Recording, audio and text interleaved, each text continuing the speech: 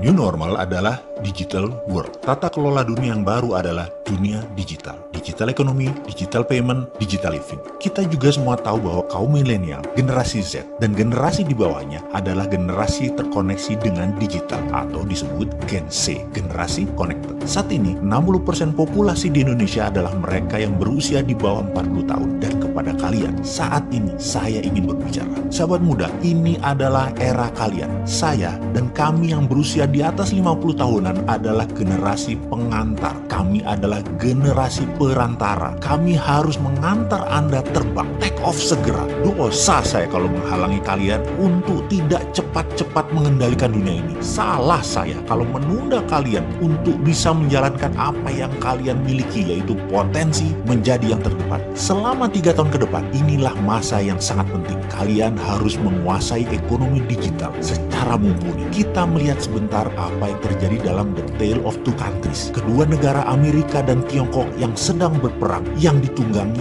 para globalis. Secara militer, Amerika masih mendominasi. Namun secara teknologi, Cina sudah menyamai. Secara perdagangan, Cina sudah menguasai dunia. Secara logistik dan distribusi, Cina yang menang. Uang, Wall Street, Cina punya sendiri, dan saya sudah puluhan kali mengatakan bahwa Hudsonian New Economic Model yang Cina punya sudah memenangkan peredaran uang. Sosmed, informasi, apakah Amerika pemenangnya? Mungkin di dunia iya, tapi di dalam Tiongkok, Amerika tidak bisa sentuh sama sekali. Perhatikan daftar berikut ini. Baidu itu Google-nya Cina. Alibaba itu Amazon-nya Cina. Didi Sucing itu Uber-nya Cina. Weibo itu Twitter-nya Cina. Renren itu Facebook-nya Cina. WeChat itu WA-nya Cina. Youku itu YouTube-nya Cina. QQ adalah Gmail-nya Cina. Sahabat muda, melihat hal ini ke depan, mari kita bangun platform digital itu semua, dan kali ini kita meminta pemerintah ikut turun tangan. Tiru apa yang Tiongkok lakukan untuk negaranya. Setelah kita membangun ratusan platform tadi, maka pemerintah dengan gagah berani harus berani melakukan apa yang sebuah negara revolusioner berani lakukan, seperti Tiongkok, blok yang asing-asing itu. Uber tidak boleh masuk Cina sampai Didi Sucing menguasai 80% pasar Cina. Alibaba menguasai 80% market, baru Amazon boleh masuk. WeChat menguasai 90%, baru WA boleh masuk. Weibo menguasai 80%, baru Twitter boleh masuk. Itu nasionalis namanya. Pejabat kalau berani kayak begini, itu baru namanya patriotis. Dan kalian sahabat muda harus bisa membangun platform itu semua, sehingga ketika pemerintah melakukan tindakan proteksi tadi, kalian sudah siap. Sekali lagi saya ingatkan, 3 tahun ke depan adalah masa yang sangat cepat, dan kita semua tahu dalam 3-6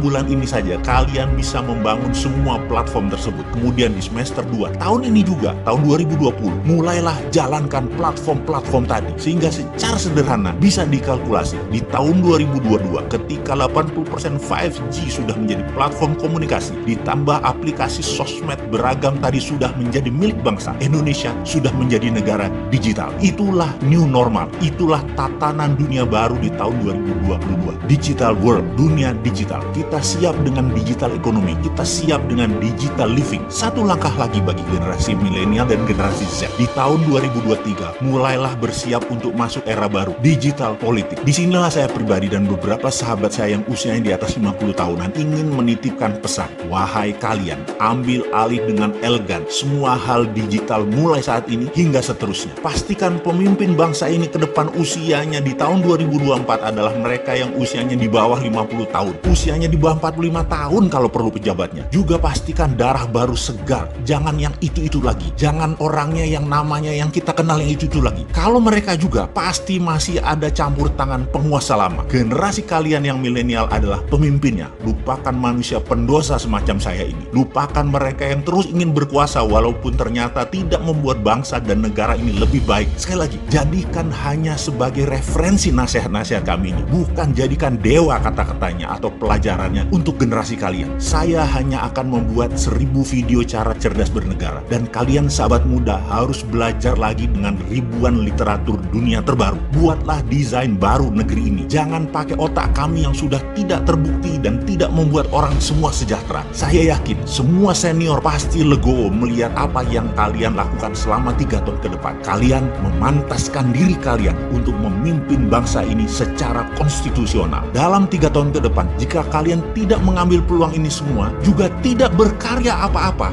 maka saya di tahun 2023 pasti akan menghardik kalian kemana aja lu.